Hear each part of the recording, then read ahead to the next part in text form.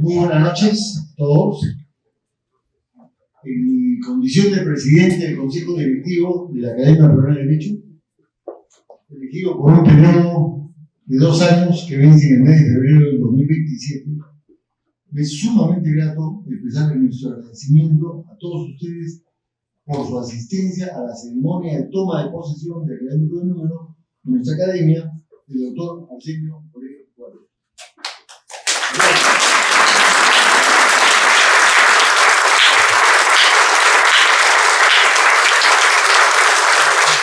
Ceremonia que, conforme a nuestro estatuto, debe llevarse a cabo en acto público y solemne dentro del plazo de 1 año contado desde el día siguiente de su elección, la cual fue acordada formalmente en la sesión de la Asamblea General Extraordinaria llevada a cabo el pasado miércoles 5 de febrero del año en curso. A manera de explicación que nos parece necesario llevar a cabo en el presente acto público, conforme a nuestro estatuto vigente, la Academia Peruana de Derecho tiene 3 clases de asociados, a saber, académicos de número, que como máximo son 30 miembros,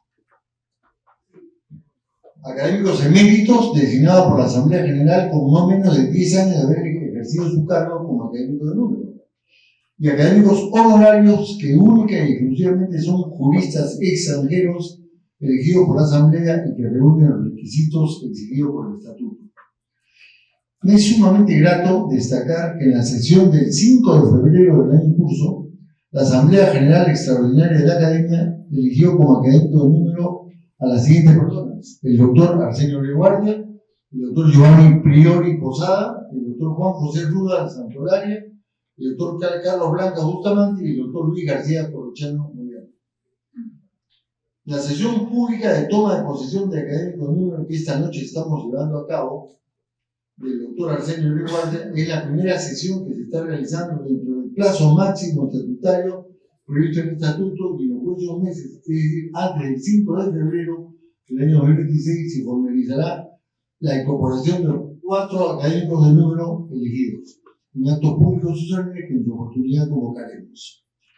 A continuación, es sumamente grato invitar a nuestra académica de número, la doctora Elvira Martínez Coco, quien dará el discurso de bienvenida al nuevo académico de número, doctor Arsenio Orellana. Adelante.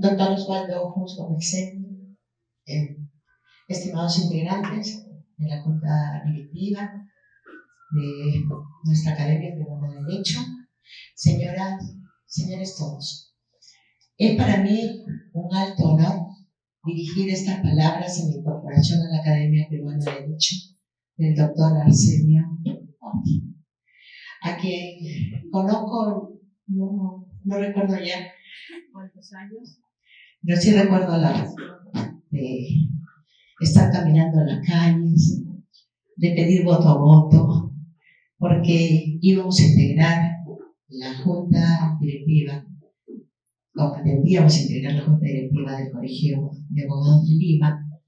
Veo acá a nuestro personero en ese entonces, el doctor Javier Rivera de López de Romaña, y a raíz de esa circunstancia y de tanto trote vino la amistad. Así que para mí, entiendo, solo por esa amistad, has tenido el honor de pedirme que dirija estas palabras. Como todos saben, soy civilista, no soy penalista. Así que las referencias que haré a lo largo de mi exposición a la obra del profesor Orellana Guardia son gracias a la complicidad de Gerson Camarena, Freddy Valenzuela, José Luis Rivera, Yajaira Atache, Edgar Aucantingo, Luis Loaiza y Josué Guevara, a quienes puedo llamar hijos intelectuales del doctor Arsenio Orellana Guardia. El doctor Orellana Guardia se graduó de abogado en la Universidad Nacional Mayor de San Marcos, allá por el año 1967, y en esta misma universidad obtuvo el grado de magíster. En 1971 fundó el estudio Oreguardia, teniendo a su cargo numerosos casos emblemáticos en materia penal. Su carrera como abogado penalista ha sido marcada por el éxito, sin ninguna duda. Sin embargo, su pasión se encuentra en la docencia y en la formación de los futuros penalistas de nuestro país. Ha sido profesor de pregrado en la Universidad Nacional Mayor de San Marcos, en la Pontificia Universidad Católica del Perú, en la Universidad Inca Garcilaso de la Vega y en la Universidad San Ignacio de Loyola. También fue profesor de maestría en la Universidad Nacional Mayor de San Marcos y en la Pontificia Universidad Católica del Perú. El doctor Arsenio Oreguardia ha ejercido importantes cargos académicos, entre los que debo destacar los siguientes. Miembro de la Comisión Revisora del Código Procesal Penal en 1990. Asesor externo de la Comisión de Reforma Constitucional del Poder Judicial en 1992. Vicepresidente de la Academia de la Magistratura para el periodo 1994-1996. Miembro de la comisión encargada de elaborar el anteproyecto del Código Procesal Penal en 1998. Integrante de la comisión encargada de elaborar las bases para la reforma procesal penal en el 2003.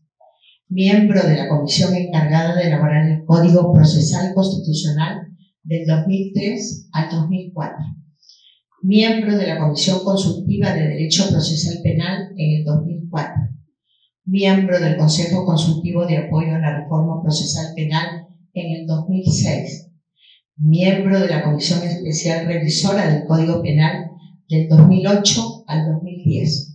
Miembro de la Comisión de Estudio y Análisis del Código Procesal Constitucional del 2009 al 2010. Integrante del grupo de trabajo encargado de revisar el Código Procesal Constitucional del 2016 al 2018.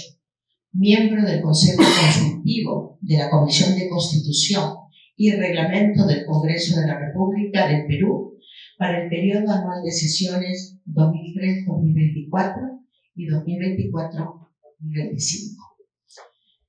Es miembro fundador y actual presidente del Instituto de Ciencia Procesal Penal, INCIPE, institución académica creada en 1994 por un grupo de profesores, magistrados y abogados, con la finalidad de estudiar y difundir el derecho penal, el derecho procesal penal y ciencias afines, específicamente para coadyuvar con la reforma del proceso penal.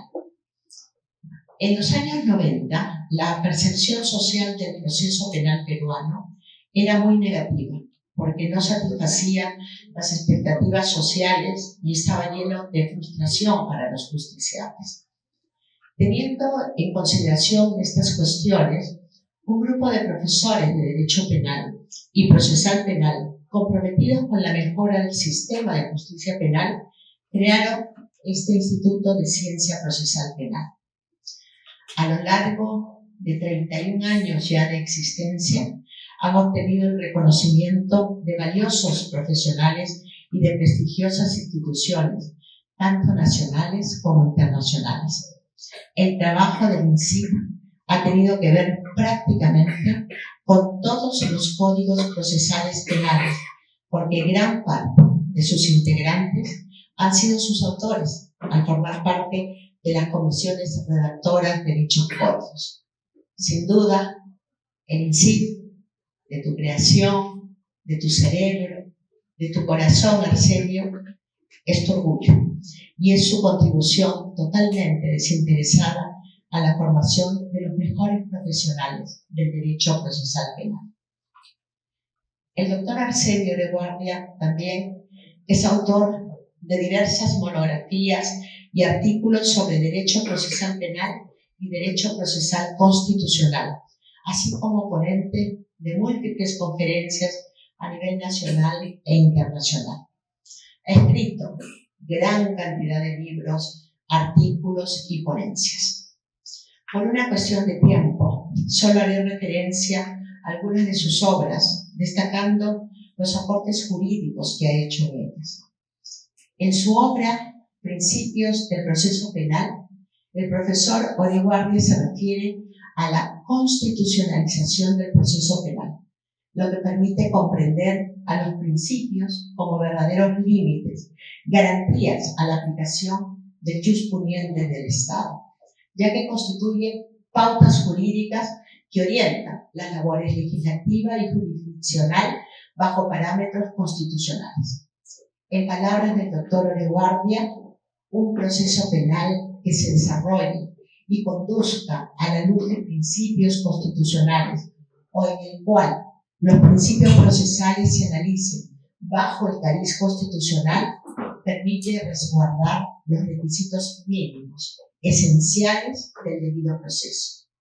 En buena cuenta, nos dice, se trata de dar cabida a un diseño constitucional del proceso penal, y es que en suma, el conocimiento y estudio de los principios del proceso penal representan el punto de partida de cualquier aproximación académica u operativa al proceso penal, dado que los principios permiten sentar las bases que legitiman el sistema.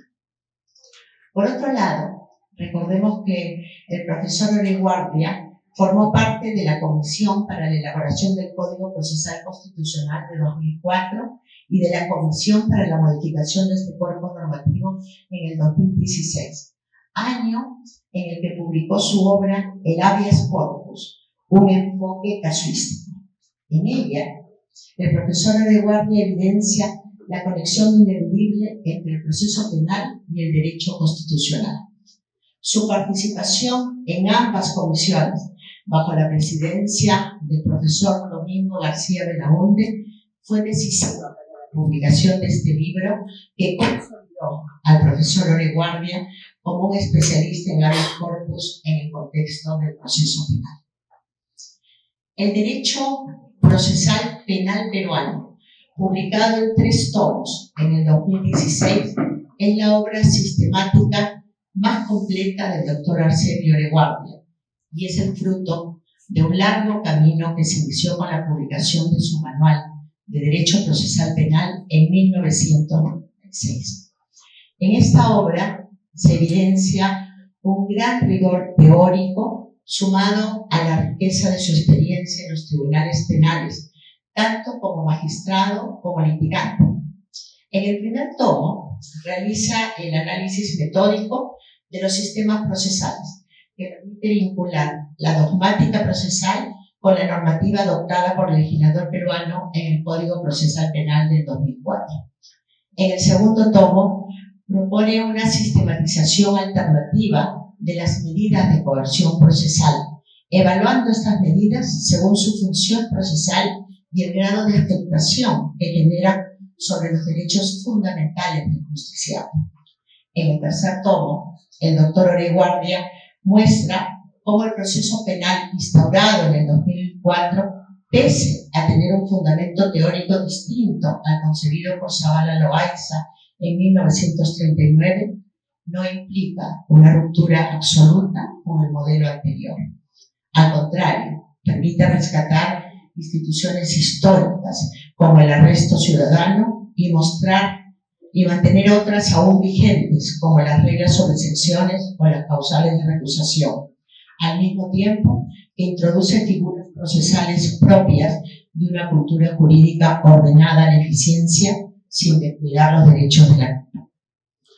En el 2023 nos regaló la obra titulada La prisión preventiva desde la perspectiva del abogado defensor. En esta obra encontramos con claridad su concepción ética del rol del abogado penalista, cuando nos dice que la relación entre el abogado y su patrocinado trasciende lo meramente contractual. El abogado, dice Arsenio Oreguardia, es el depositario de la versión de su cliente y lo acompaña en sus logros, aflicciones y frustraciones, no solo a él, sino también a su familia, porque todo ello son las consecuencias de estar inmerso en un proceso penal. Recordemos, nos dicen, que del consejo y desempeño del abogado depende el futuro de su patrocinado, tanto dentro del proceso penal en sí como en el incidente de prisión preventiva. Por tal razón, el abogado debe defenderlo con solvencia y profesionalismo. El año pasado, en su ponencia internacional en USAID, titulada ¿Qué ha pasado con las medidas cautelares en la región a 10 años del informe de la Comisión Interamericana de Derechos Humanos, avances y retrocesos en la prisión preventiva?, expresó o destacó que la justicia ronderil de enfoque restaurativo permite detenciones de hasta 7 días, extendiéndose en casos excepcionales hasta 1 año, con monitoreo comunitario y evaluación en asambleas. Y nos dijo que este sistema involucra a toda la comunidad, promoviendo la rehabilitación del infractor. En este artículo, en esta ponencia, destacó que el Tribunal Constitucional, siguiendo un informe de la Comisión Interamericana de Derechos Humanos, impuso la revisión de la prisión preventiva cada 6 meses. No obstante, el juez de investigación preparatoria critica a Arsenio Oré que no cumple este rol de juez de garantías, por lo que también existe un aumento exponencial de reclusos en los centros penitenciarios, incluyendo un incremento de 669 personas en prisión preventiva. En el taller de Florencio Mixán en San Marcos, en febrero de este año nada más, el doctor Oré Guardia sustentó una ponencia sobre la detención preliminar en casos de no flagrancia, señalando que el proceso penal en el sistema peruano ha contado y cuenta con graves deficiencias que se traducen en la reducción de garantías para el ciudadano. Esta tara, dice, en el sistema de justicia se presenta en la etapa de investigación preparatoria. Arsenio Oré señala correctamente que las deficiencias del proceso penal no se solucionan únicamente con más textos legales, sino que se hace necesaria una mirada integral a la realidad peruana. Hace unos meses nada más, en la Corte Superior de Justicia de Junín, el doctor Oré Guardia reflexionó sobre la etapa intermedia y sus problemas, señalando que el juez no está asumiendo su función de controlar por considerar erróneamente que tanto el Ministerio Público como el juez luchan contra la criminalidad. Y nos dice que esto no es así. El que lucha contra la criminalidad es el policía y el fiscal, mientras que el juez tiene que ser neutral, porque si no tenemos la garantía de un juez neutral, no se cumple el estándar de imparcialidad que exigen los países democráticos. Oré Guardia alerta entonces que uno de los principales problemas que padece la etapa intermedia es la relación de apoyo incondicional que poseen algunos jueces de investigación preparatoria hacia los fiscales. No tiene miedo en señalar que esto mismo sucede al momento en que el juez le da ciertas facilidades o oportunidades de subsanación de su acusación al fiscal, impidiendo que se pueda realizar una correcta defensa del acusado y ocasionando una dirección injustificada del proceso. ¿Qué les puedo decir de este hombre que tenemos enfrente, que tiene tantas cosas de las que se puede hablar? Yo solamente quiero rendir homenaje, en primer lugar, al maestro, a ese maestro preocupado siempre por formar los mejores procesalistas penales, al extremo, y voy a ser infidente, porque lo sé, porque soy tu amiga, de haber apoyado económicamente, con sus propios recursos, a que muchos alumnos destacados pudieran estudiar sus posgrados en el extranjero. Quiero rendir homenaje al Señor de señores, siempre gentil, siempre caballero, porque, como decía mi abuelita, es más fácil llegar a ser doctor que llegar a ser un señor. Quiero rendir homenaje al hombre valiente, que frente a la mentira y la injusticia honró su carrera de abogado y salió con dignidad a defender la verdad de su vida. incorporación a la Academia Peruana de Derecho, mi querido Arsenio de Guardia, no te honra, nos honra. Sin duda, es un acto de justicia con un líder que ha contribuido decisivamente a forjar el pensamiento procesal peruano contemporáneo. Hoy celebramos con respeto y con afecto este merecido reconocimiento a un maestro cuya obra ha iluminado a generaciones de abogados. Hoy celebramos a un gran líder, pero por sobre todo a un gran ser humano. Gracias.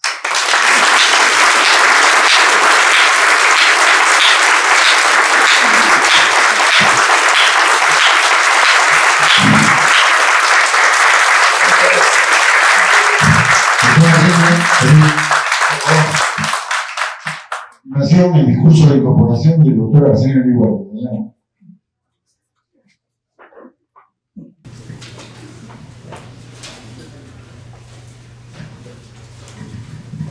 Muy buenas noches. Señor doctor Osvaldo Cusco Excelio, presidente de la Academia Peruana de Derecho, doctor Mario Castillo Freire, vicepresidente, doctor Martín Belaúnde Moreira, director de conferencias, doctor Fernando Vidal Ramírez, miembro fundador de la Academia Peruana de Derecho. Señores académicos, qué alegría encontrarme con tantos amigos y colegas con quienes hemos compartido experiencias académicas e institucionales y de quienes he aprendido y hemos aprendido conjuntamente para el inmenso honor de estar nuevamente juntos en esta institución de maestros que me honro y agradezco de pertenecer por la generosidad de ustedes. Señor doctor José Palomino Manchego, decano de la Facultad de Derecho y Ciencias Políticas de la Universidad Nacional Mayor de San Marcos. A mi querida familia, hermanos, hermanas, y especialmente a mi hijo Edgar, su esposa Isabel, y mis nietos aquí presentes. Un afectuoso saludo a mis colegas y amigos de antes y de ahora en el estudio de Guardia. Compartimos experiencias académicas y que nos superamos académica y personalmente y que me permite haber sido honrado con esta designación y reconocimiento. Un cordial saludo a la promoción Arsenio de Guardia de la Universidad Inca Garcilaso de la Vega. A todos mis amigos a quienes reconozco, quisiera mencionarlos uno por uno, pero el tiempo se agotaría, pero sí los llevo presentes de estar aquí conmigo. Estoy profundamente emocionado y agradecido por las elogiosas palabras de presentación y bienvenida de Elvira Martínez Coco. Sus expresiones generosas reflejan el afecto y aprecio que hemos cultivado desde siempre. Ser incorporado a la Academia de Derecho por la generosa decisión de sus actuales miembros es, sin duda, un honor que recibo con profunda gratitud, pero sobre todo con un sentido de responsabilidad. Nos encontramos ante una institución de indiscutible primacía en la historia jurídica republicana. Su raíz se remonta al año 1889, cuando ostentaba el nombre de Academia Peruana de Jurisprudencia y Legislación. Hoy, reconstituida como Academia Peruana de Derecho, sigue siendo un baluarte histórico del pensamiento jurídico nacional. Fundada por ilustres juristas cuya memoria me emociona evocar por haber sido algunos de ellos mis profesores, los maestros Mario Alzamora Vázquez, José León Barandiarán, Jorge Peño Castañeda. En este sentido, considero importante un discurso que se relacione con los fines de la institución y lo haga desde el ámbito de mi especialidad, el derecho procesal penal, ciencia cultivada por los maestros Luis Alberto Ramos Arias y Luis Eduardo Roy Freire, también miembros de la Academia, a quienes recordamos con respeto y admiración. La Academia Peruana de Derecho tiene por finalidad fundamental contribuir a la preservación del Estado de Derecho, promover la investigación, coadyuvar la eficiencia de los órganos jurisdiccionales y el estudio de diversas disciplinas jurídicas. Justamente es en el proceso penal donde tiene que existir mayor protección de los derechos fundamentales, porque están involucrados derechos y principios como la libertad, la intimidad y la inviolabilidad de homicidio. Por ese motivo, mi aspiración es abordar el estado actual de nuestro sistema penal, para lo cual resulta imprescindible referirnos a los hitos históricos que han influido de manera trascendente en el proceso penal. Los hitos históricos del proceso penal. El proceso penal es un fenómeno cultural, no es una construcción neutra o ajena al devenir social. Por el contrario, constituye una manifestación concreta de la historia de la cultura y los valores dominantes de cada época. En este vaivén, el modo con que el legislador regula el proceso penal es la forma que finalmente desembocan los movimientos económicos, políticos y sociales de determinados contextos históricos. Primero, la Revolución Francesa.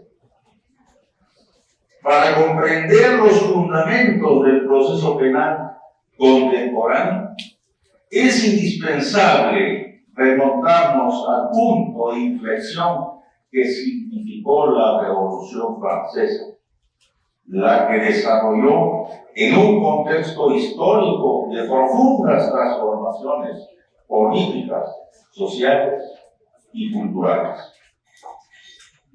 Así pues, el quiebre del paradigma absolutista abrió paso a un nuevo pensamiento político y jurídico, fuertemente influido por las ideas del humanismo y la ilustración. Montesquieu, Voltaire, Beccaria y anteriormente Hobbes, Locke, son reconocidos como los verdaderos arquitectos del Estado de Derecho moderno y de las democracias constitucionales. En esta línea de ideas, a partir de la Declaración de los Derechos del Hombre y del Ciudadano, es donde se proclamó que cualquier hombre se considera inocente hasta no ser declarado culpable. Con ello se asientan las bases para el abandono progresivo del sistema inquisitivo y la contrapartida se van desarrollando los principios ilustrados como la legalidad, el debido proceso y la proporcionalidad de las penas.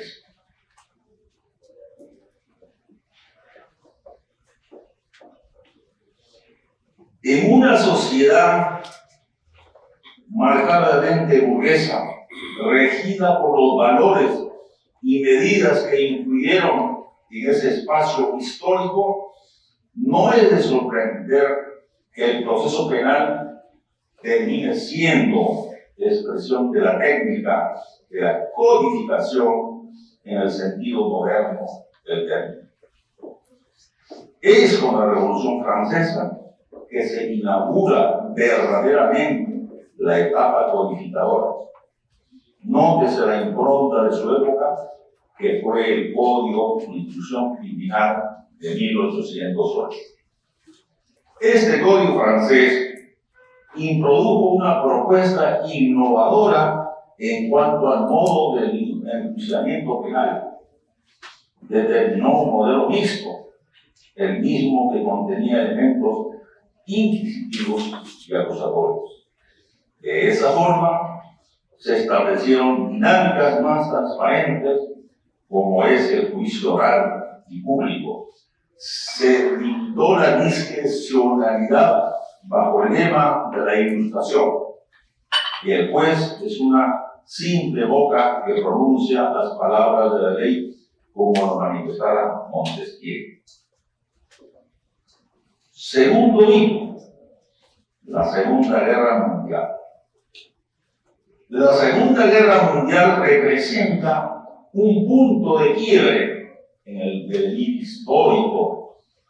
Implicó una inflexión en la evolución del proceso penal a nivel global, puesto que los hechos cometidos evidenciaron la capacidad altamente destructiva del poder punitivo de los estados. Los juicios de Nuremberg constituyen un primer paso para la manifestación de ese nuevo paradigma. No solo juzgaron a los líderes nazis por crímenes de guerra, sino también se establecieron principios fundamentales que rigen el moderno derecho procesal penal internacional. Entre estas bases de posguerra destacan la responsabilidad penal por actos cometidos bajo órdenes superiores. Igualmente, la inaplicabilidad de la inmunidad estatal y la imprescriptibilidad.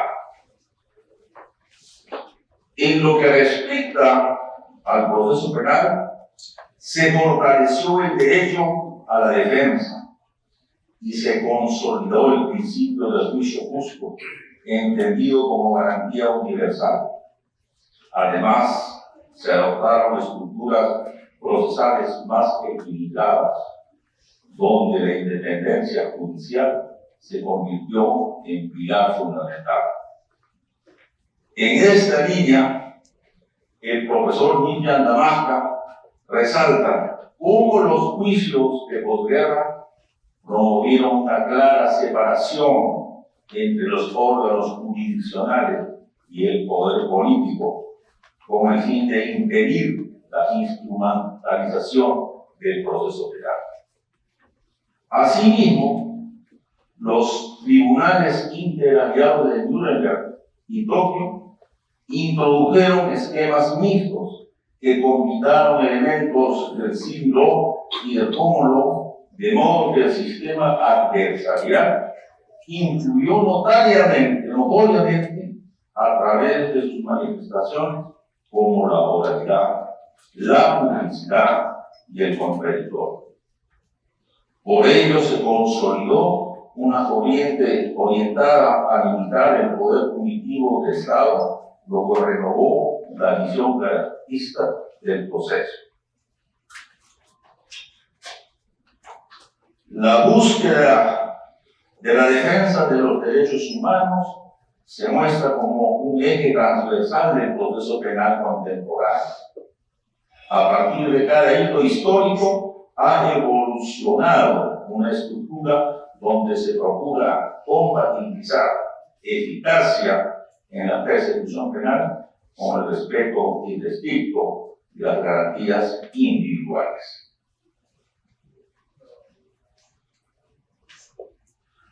Tercer hito: atentado contra las Torres Gemelas.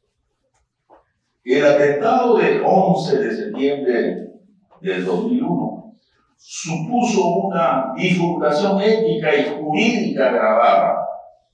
Esto conllevó a que se reconfiguraran las prioridades del proceso penal, primando la seguridad nacional y la estrategia global contra el terrorismo. El trágico suceso evidenció la vulnerabilidad estructural de la sociedad. Por tanto, era urgente una respuesta inmediata. En este sentido, se expandió el derecho penal, privilegiando la reducción de barreras de punibilidad, acentuándose la prevención de riesgos. Esta lógica, denominada por el jurista Carl Sandstein como las leyes del miedo, tuvo como piedra de toque el principio de prevención. Devino en un eje rector de la legislación penal antiterrorista, desplazando principios clásicos como la legalidad o la presunción de inocencia. Así, en nombre de la seguridad nacional, se aprobaron medidas extraordinarias como la Ley Patriota. Esta norma amplió de manera significativa las facultades de vigilancia del Estado, introduciendo figuras delictivas vinculadas al fenómeno terrorista, permitiendo los estándares probatorios y extendiendo márgenes de la detención preventiva. El centro de detención de Guantánamo, lugar donde se concentró durante varios años a sospechosos de terrorismo y delitos afines, constituyó una manifestación del fenómeno prevencionista y restrictivo. Emerge un derecho procesal penal del enemigo, de tratamiento excluyente, de verbigracia sin cargos formales, sin acceso a tribunales ordinarios y a garantías básicas. Se produjo una negación del habeas corpus, anteponiéndose la creación de tribunales militares especiales y la justificación del uso de técnicas coercitivas de interrogatorio.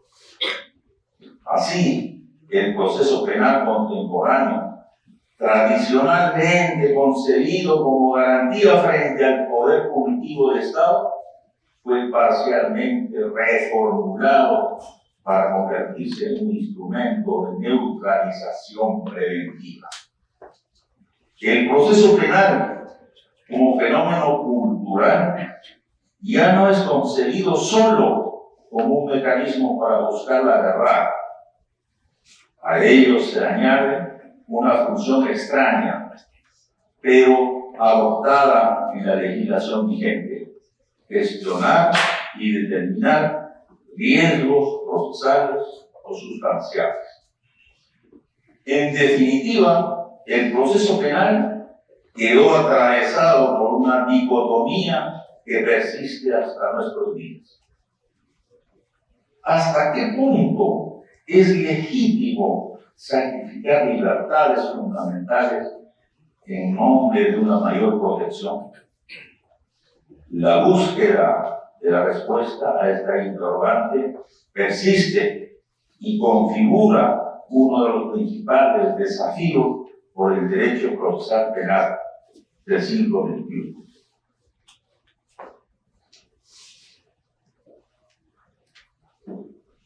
Cuarta revolución industrial. Cuarto hito. La cuarta revolución industrial, también denominada revolución tecnológica, designa el periodo actual de transformación acelerada, impulsada por la digitalización, la inteligencia artificial, el Big Data y la automatización. Como sostiene Barón Aguilar, este fenómeno comprende a la globalización, al neoliberalismo y al neomodernidad, puesto que la sociedad ha sufrido una metamorfosis con enormes dosis de eficiencia y eficacia. Los algoritmos han invadido vertiginosamente todo ámbito de la vida diaria y la progresiva algoritmización del derecho apunta a una smart justice, justicia inteligente. En otras palabras, la inteligencia artificial abre una puerta hacia la justicia algorítmica y predictiva. Actualmente, algunas cortes chinas ya resuelven casos con inteligencia artificial que funciona con tecnología blockchain, sistema de registro digital descentralizado, llegando al extremo de contar con jueces robots. En este nuevo panorama, la criminalidad emerge apoyándose en herramientas tecnológicas, dificultando la prevención, detección y sanción que se organizaba bajo el esquema procesal y criminalístico tradicional. Es así como evolucionan geométricamente el crimen organizado, lavado de activos, trata de personas y delitos informáticos, alcanzando dinámicas transnacionales y lógicas descentralizadas. La revolución tecnológica no solo amplió el repertorio delictivo, sino también tuvo un impacto directo en el proceso penal. Esta transformación obliga a las instituciones a adaptarse mediante la incorporación de herramientas tecnológicas que optimicen la administración de justicia e igualmente exige una inmediata cooperación internacional. A esto se suman los sistemas de gestión judicial informatizada, audiencias por videoconferencia y análisis de patronos mediante la Big Data, entre otros. En síntesis, nos encontramos en una progresiva digitalización del proceso penal que redefine el rol de los operadores de justicia en un entorno cada vez más tecnificado y dinámico. Todo ello responde a un fenómeno global, según Zygmunt Bauman, marcado por su concepto de la impronta de la nitidez, vale decir, de la incertidumbre. Este aspecto se traduce en la crisis, no solo del proceso penal, sino también del Estado de Derecho, debido a la relativización de principios como la legalidad, debido proceso y garantías primordiales. Entonces, se ahondan los problemas de la sociedad de riesgo, donde el Estado privilegia la prevención del delito sobre la protección de las libertades y la intimidad, adoptando un modelo de Estado vigilante, enfocado en anticipar amenazas para la sociedad. Incluso ha cambiado la forma de la búsqueda de la verdad en el proceso penal. Ahora, por ejemplo, la prueba testimonial, documental y pericial se han visto superados por la incautación de equipos tecnológicos, lo cual implica tener acceso total a información del imputado, aspecto que supone transgredir su ámbito personal y el de su entorno. Atendiendo a este nuevo escenario caracterizado en términos de Byung-Chul Han por ser una sociedad de rendimiento para la consolidación del Estado de Derecho, es menester proponer soluciones frente a los nuevos retos del proceso penal. Se observan algunos casos de banalización de instituciones del proceso penal frente a escenarios concretos de persecución.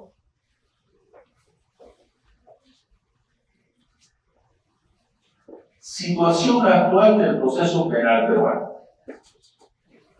Después de analizar brevemente los principales hitos históricos abordaremos la situación actual del sistema penal de nuestro país, y para ello es imprescindible referir a la reforma del proceso penal. El movimiento de reforma tuvo como objetivo central construir un modelo de persecución y enjuiciamiento penal que respetara los derechos y garantías procesales. Desde fines de los años 80 se invirtió en la reforma del sistema procesal penal peruano, la cual representó una esperanza en la tutela efectiva del acceso a la justicia y protección de derechos fundamentales. Para un adecuado análisis aplicativo del Código Procesal Penal de 2004, tendríamos que empezar por evaluar si los objetivos metas de la reforma han sido cumplidos. Al respecto, se menciona que la lucha contra la criminalidad ha fracasado, dado que el Código Procesal Penal del 2004 ha sido una herramienta inútil para contrarrestar el delito. Sin embargo, debemos decir que en la época en que se redactó el código, no se discutió el tipo de criminalidad existente hoy, de tipo transnacional, altamente violento y sistemático. Además, si bien el funcionamiento del sistema de justicia está establecido por la norma, su debida aplicación depende de los operadores jurídicos, como son los jueces, fiscales, policías y abogados. Ahora bien, nuestra realidad nacional se ve reflejada en dos extremos opuestos, ya que por un lado procuramos adaptarnos a las nuevas tecnologías mediante la tecnificación y digitalización, y por el otro enfrentamos expresiones preocupantes y lacerantes para la sociedad. Estamos frente a fenómenos que desnaturalizan las instituciones y afectan los principios fundamentales. Entre estas diversas manifestaciones podemos referirlos a la banalización de las instituciones procesales que debilitan nuestro Estado de Derecho. Específicamente, en el proceso penal debemos analizar algunas instituciones tecnológicas que han aparecido en este tiempo. Los sistemas de inteligencia artificial han ido ingresando diversas actividades económicas y sociales del ser humano con mucho éxito. Luego del fenómeno global de la pandemia, se consolidó el uso de la digitalización en la dinámica judicial. En este sentido, hubo una implementación de sistemas informáticos que posibilitan la tramitación digital de expedientes, aunado a un diseño de sistema para la notificación y firma electrónica.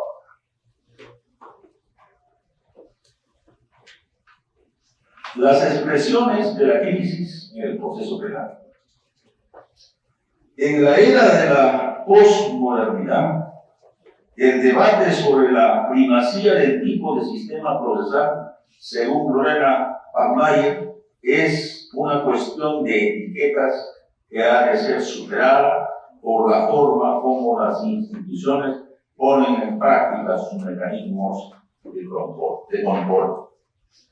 En este sentido, es primordial la búsqueda de un proceso que resguarde las garantías de los ciudadanos.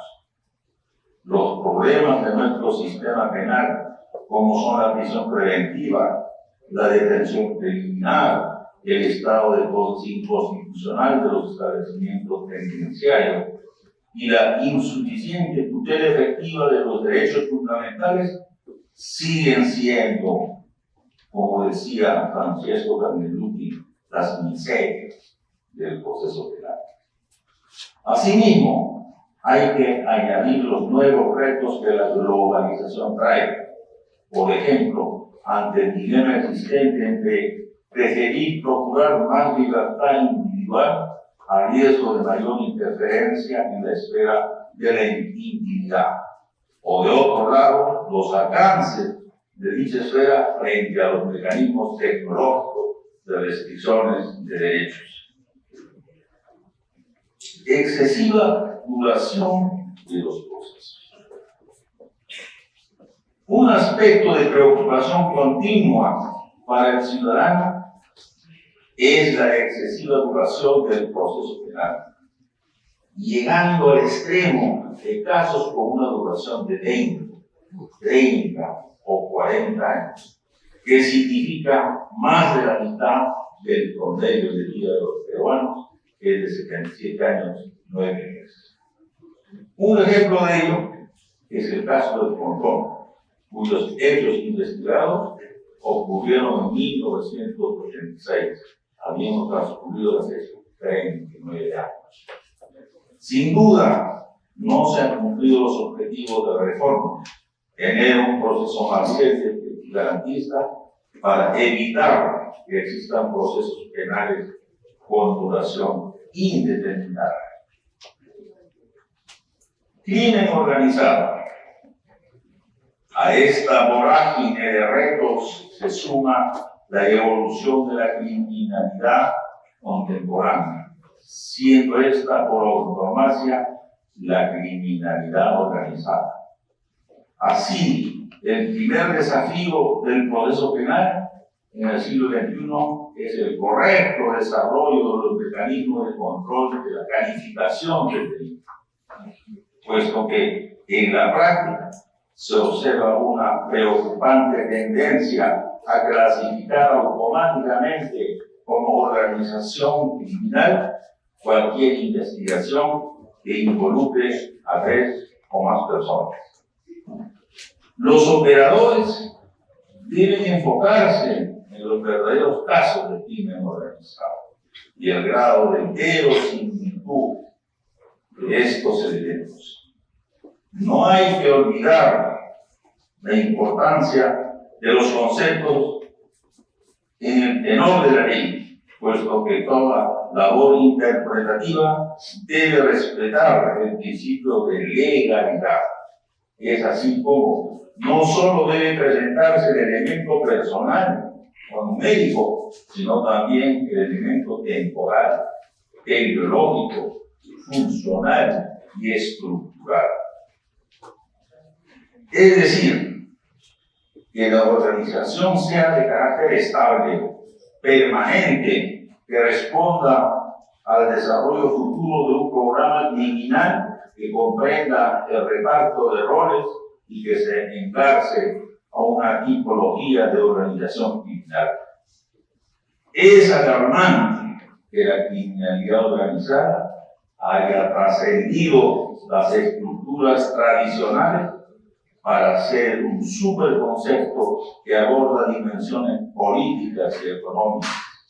En este sentido, la corrupción se muestra como una de sus manifestaciones, comprometiendo las redes institucionales del sistema judicial.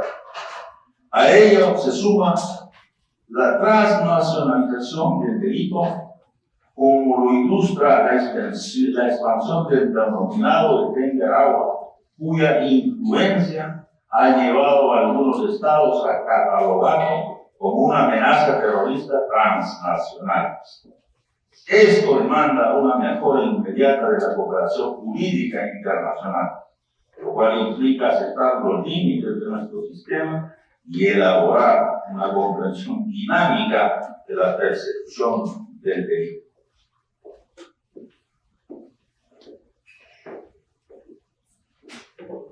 La colaboración eficaz. En este contexto, entran a colación los debatibles mecanismos premiales, por ejemplo, la colaboración eficaz. El paradigma inicial de nuestro proceso penal tenía como lema: con la criminalidad no se negocia. La colaboración eficaz es una muestra clara de la relativización conceptual y práctica postmoderna de las instituciones procesales, puesto que mediante la colaboración eficaz, paradójicamente, se puede promover la impunidad en pro de la lucha contra la criminalidad organizada, siendo la muestra de la volatilidad de nuestras figuras procesales. Como señala Lamas Curcio, este mecanismo, lejos de esclarecer la verdad, puede convertirse en un medio para negociar beneficios premiales a expensas de la justicia. Igualmente, en la práctica, esta institución se ha banalizado en la medida que, en última instancia, la colaboración beneficiaría al autor principal y en algunas veces queda liberado. Surge entonces la dicotomía en cuanto a si la colaboración eficaz es un instrumento al servicio de la justicia o una herramienta que prioriza la eficiencia procesal sobre las grandes constitucionalidades y fines del proceso penal. Lawfare y los conflictos interinstitucionales. En este orden de ideas, no es suficiente abocar nuestra discusión en problemáticas de figuras delictivas y procesales, sino también hay que reconocer los fenómenos sociales que se han vuelto comunes en nuestro país. Esto es en referencia al enfrentamiento y al estado de conflictividad entre nuestros órganos institucionales.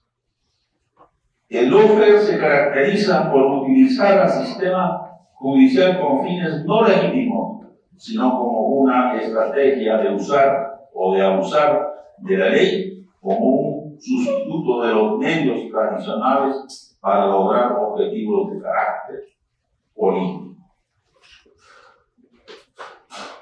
Por lo que se realiza la instrumentalización de las instituciones judiciales para obtener una ventaja o victoria frente al procesado considerado como enemigo.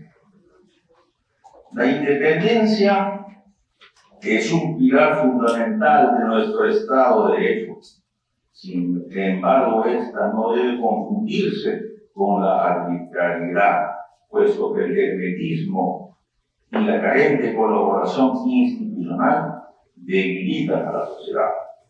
Así pues, el fenómeno del lawfare, también conocido como la politización de la justicia o la judicialización de la política en estricto, hace referencia a una guerra legal. Esta forma consiste en desacreditar, reestructurar, afectar instituciones autónomas o dependientes de algún poder del Estado. Es resultado de una lucha de poder, lo cual pervierte nuestro sistema de justicia. La ausencia de apertura al diálogo nutre un contenido polarizado, aunado al rol amplificador de los medios de comunicación que generan condenas inmediatas. Aunque ser víctima del lawfare no implica necesariamente inocencia, sino un propósito desproporcionado y politizado. Reflexiones finales. La configuración del proceso penal contemporáneo es el resultado directo de una compleja evolución histórica marcada por hitos cruciales que han redefinido sus principios estructurales. Actualmente nos encontramos en una transición histórica llena de retos frente a nuevas formas de criminalidad y dinámicas globales. Por lo tanto, se necesita una respuesta político-criminal diferente por parte del Estado. Necesitamos jueces, fiscales y abogados que tengan una calidad académica y personal, quienes a su vez sean eficientes para realizar su labor garantista con sentido de gestión. Nuestro país cuenta indudablemente con el talento humano y el potencial económico para superar los problemas tanto macro como micro. Frente a esta era de la neomodernidad, el proceso penal será objeto de cambios y adaptaciones que deberán estar a la altura de los retos que afronta el país. Independientemente de los nuevos fenómenos criminales, existen preceptos que deben mantenerse en un estado de derecho, del debido proceso, y al respeto a la legalidad y las garantías fundamentales. Observamos que la crisis del sistema procesal esconde en sus bases un malestar histórico. Autores clásicos de la historia peruana, como Jorge Basadre, visualizó a nuestro país como un problema imposibilidad. Y Luis Alberto Sánchez nos retrató como un país adolescente. Esta condición implica que seguimos enfrentando la desarmonía social, la interposición del individualismo y la carencia de una identidad consolidada.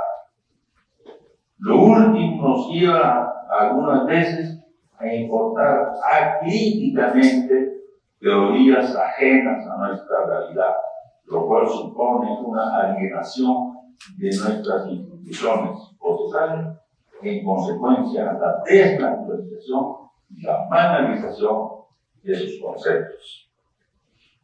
La labor del académico debe seguir la concepción sartreana de escritor y su tiempo, nosotros y nuestras circunstancias.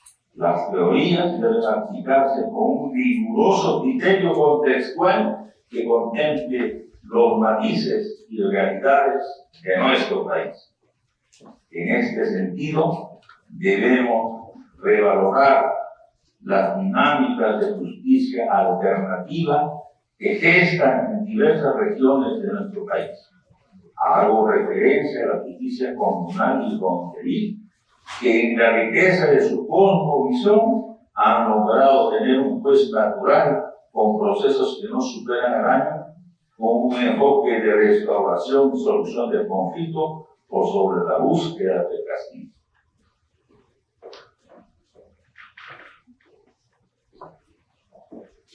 Así también debemos superar las narrativas y profundizar en estudios interdisciplinarios, pues fundamentalmente el derecho, solo por el derecho resulta infértil.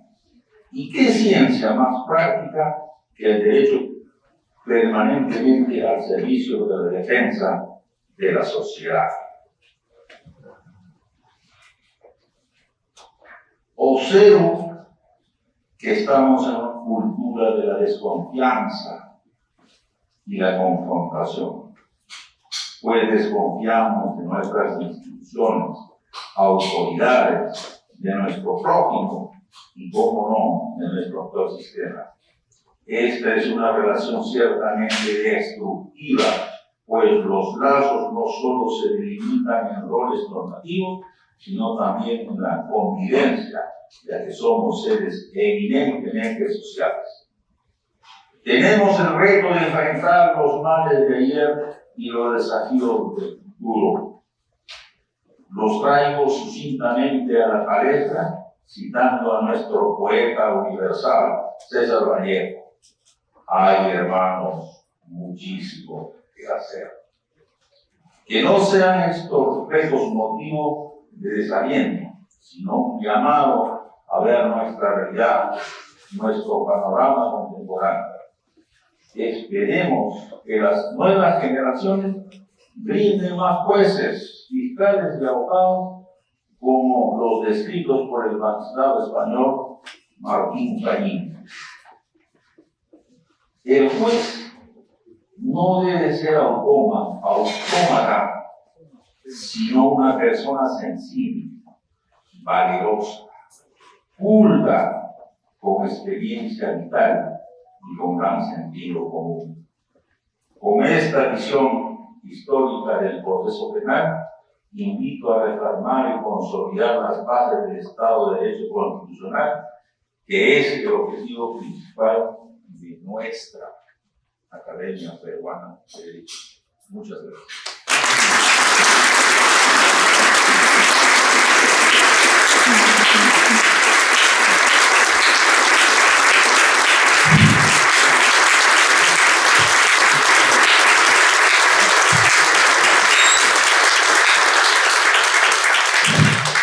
Invito al doctor Arsenio Neguardia, por favor. Tenemos que entregarle un diploma y una medalla que es representativa de nuestra.